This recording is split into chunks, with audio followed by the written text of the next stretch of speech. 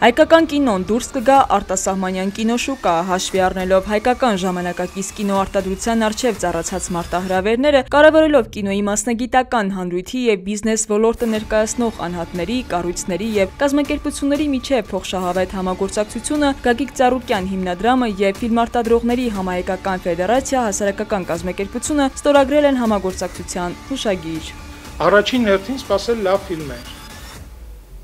Երկրորդ հերթին սպասել համագործակցության շեշտակի աճ Սփյուռքում գործող հայկական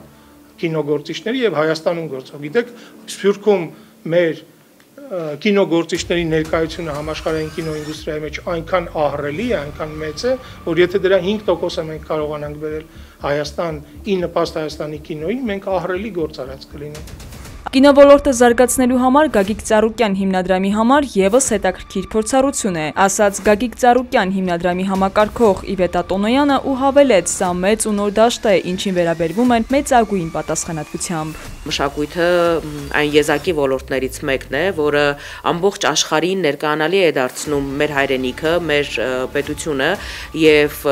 այդ ոլորտում ձեռք բերված ու արձանագրված հաջողություններն ու հաղթանակները,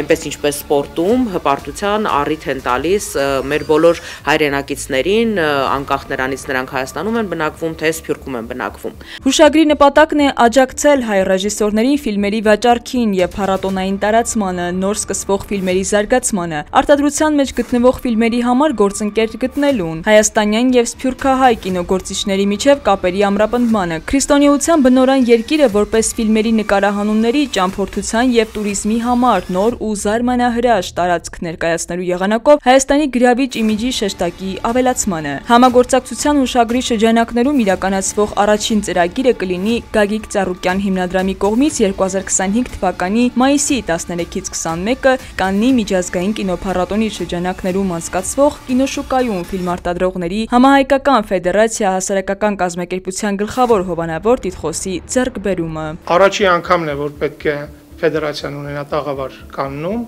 Առաջի անգամն է, որ Հայաստանը Կաննում ներկայացված կլինի 2 տաղավարով։ Ֆիլմեր ներկայացված չեն եղել տևական ժամանակահատված եւ հուսանք, որ այս գործակցության արդյունքում հնարավոր կլինի ունենալ այնպիսի արտադրանք, այնպիսի պրոդուկտ, որը արժանի կլինի եւ պատվով կներկայացնի Հայաստանը Կաննի փառատոնում։ Գալստյանն ասում է, սա պատմական իրադարձություն է, քանի որ Սփյուռքում ապրող հայազգի կինոգործիչների համար Կաննում կհիմնադրվի ֆիլմարտադրողների համար մշակութային դեսպանատուն, որը հնարավորություն կտա միավորել բոլոր հայ կինոգործիչներին Հայաստանում եւ Սփյուռքում։